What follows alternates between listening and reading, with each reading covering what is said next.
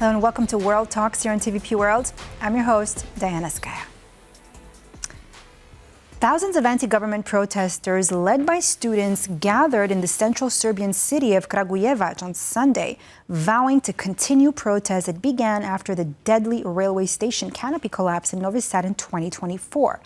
Now, the rally held on Serbia's Statehood Day drew university students and local residents who carried banners and national flags in the city center.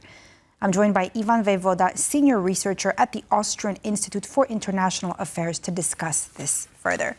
Ivan, so glad to have you here with us on World Talks. Now, these anti-government protests rocking Serbia for over a year amid political tensions in the country. Walk us through the latest.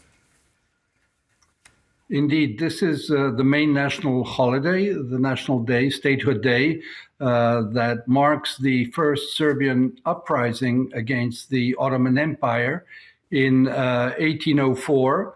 And also on the same day, the first Serbian constitution was voted in Kragujevac in 1835. So it's a double commemoration and anniversary, most important. I'd just like to remind your viewers historically that this was the first uprising against the Ottoman Empire. For example, the Greek uprising was in 1821, so many years later. And so this is a date commemorating the liberation from imperial yoke. And of course, the date is important because the student civic protests that have been going on, as you said, for more than a year, are ones that want to highlight the desire for change and a return to constitutionality and the rule of law. Many talk about a constitutional patriotism as people are demanding that the institutions be liberated from the captured state that has been captured by the ruling coalition. And so the importance of the gathering of thousands of people today and yesterday, in fact, I'll come back to that, simply marks the fact that these protests are not petering out as many had predicted over the course of the past year, but they maintain a perseverance and commitment to change and a return to full democratic institutional culture. And on that, let me ask you this. So do you actually think that the protests, you're saying that they could, the students are the one that could actually bring forth the change. Do you think that it could, the protests will be spreading further heading into possible elections? And at the same time, then I'm going to ask you, what is the government's response to these protests that are taking place again?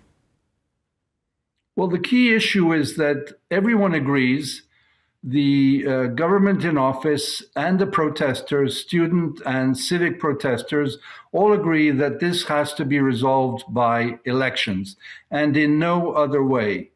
And so, in a sense, everyone is hostage to the decision of the government and the president to declare elections. The president is legally in his mandate until February 27.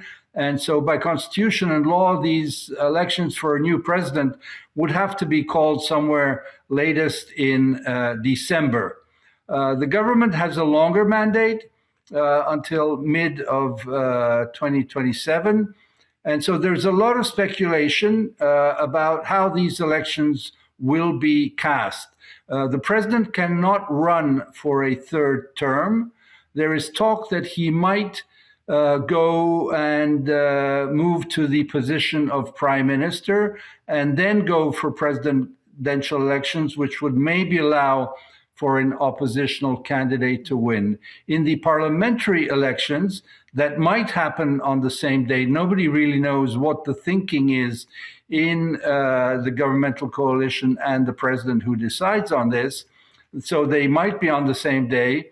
The students are running a list of their own, which by all counts of opinion polls see that they have a majority over the ruling coalition. Now, of course, until we get to elections, it's hard to say actually how this will pan out. We certainly won't have a direct change from governmental coalition to oppositional coalition with students. There will be various shades of gray as we go forward. So we are in a situation of political attrition, waiting for the elections to come, continuing protests. And to your question of how the government is responding, they are basically catching up on a narrative, trying to defend their position, maintaining that Serbia is a candidate for the European Union and that it strategically wants to join. President Vučić, while many other leaders, was at the Munich Security Conference, was in Davos. He reiterated those messages, but in fact, no real reform is coming forward. In fact, there's been some backsliding in reforms with a judicial law that came into office that the European Commission has clearly said is not in line with the heritage of European law. That's exactly what I wanted to ask you, but I think you beat me to it, was exactly that at the Munich Security Conference, European Enlargement Commissioner Marta Kos told Vučić that she disagrees with Serbia's recently adopted judicial law, just like you said, and that it could actually slow EU integration. Could you just tell me a little bit more in detail about what those laws are exactly? And then at the same time, in this case, how could Vučić be saying that he wants to be integrated into the EU so quickly then? Well, that's a difficult formula to explain, but let me go to this latest law that was voted in without prior consultation with the European Commission, without consultation with the Venice Commission, and without a public hearing on the draft laws. So it was voted in. The law, basically, to boil it down, is an attempt to curtail the powers of the Prosecution Office on Organized Crime. For the first time, we have had a minister of this coalition government that was indicted for abuse of office related to this attempt to turn the bombed out building of the Ministry of Defense, bombed during the NATO bombing back in 1999, and to sell it to Jared Kushner, the son-in-law of President Trump, to build a big hotel. These are buildings that are protected under historical law, and we're actually seeing some of these buildings. And so this has been reversed. The citizens and students have managed to turn around this, and Jared Kushner has backed off from the idea to build this. And the government with this law wants to actually impede the possibility for state prosecution on organized crime to go further and dig deeper on these issues. What I must say, after the meeting with Marta Kos, President Vučić said, and I quote, that if the Venice Commission that is reviewing this law says that it is not in accordance with EU law, that it will be pulled back. Ivan, let me shift gears for a moment here. So now on the sidelines, while we have all these Serbians, particularly the students, protesting, demanding, of course, first of all, answers about Novi Sad, wanting change, just as you mentioned. On the sidelines, we have Aleksandar Vučić, who extended the highest state honors to the president of Azerbaijan, Ilham Aliyev, in Belgrade during Aliyev's official visit to Serbia, with the welcome ceremony in front of the Serbia Palace. And I just want to read you really quickly what Azeri media wrote, and I'm quoting this. The leaders' negotiations started with a one-on-one meeting and later continued in an expanded format. The central event was the inaugural session of the Azerbaijan-Serbia Strategic Partnership Council, reflecting the growing bilateral cooperation, and let's listen here, economic, energy, humanitarian, and information spheres. Now, I'm going to underscore here the word humanitarian, and to go back to what you told me initially of how these protests come in symbolically with the Serbian uprising against, right, the Ottoman Empire in 1804. Here we have Ilham Aliyev there on the significant day, and now this, and again, I'm going to put the word in humanitarian. What do you make of all of this? I mean, why? Shouldn't the attention be put on his people instead of giving a high honors to, to a president of Azerbaijan? And what do you see, what I want to know is in common with those two presidents, particularly when it comes to the word humanitarian?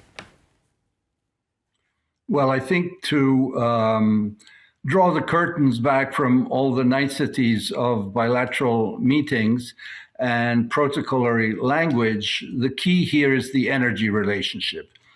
Given that everybody has been asked to diversify and wean themselves off Russian gas and Russian oil, and most countries have done so, Serbia is still importing Russian gas. The relationship with Azerbaijan clearly comes into the picture as a purveyor of important amounts of gas. There was talk about building a gas pipeline that would go through Turkey and come into Serbia. So that's really the crux of this relationship at this point. And then around all that, you build a strategic relationship. And frankly, I'm baffled by the word humanitarian that you have highlighted. I don't know. I would have to look more carefully to see whether there was anything beside that, beyond that word. We know that in Azerbaijan, there are many political prisoners. There are journalists who are in jail. And so it's difficult to see really what that actually means. So I would underscore really the main reason for this relationship at this time is the energy relationship. Thank you so much, Ivan Vejvoda, senior researcher at the Austrian Institute for International Affairs, for being our guest today on World Talks and for all your insight here.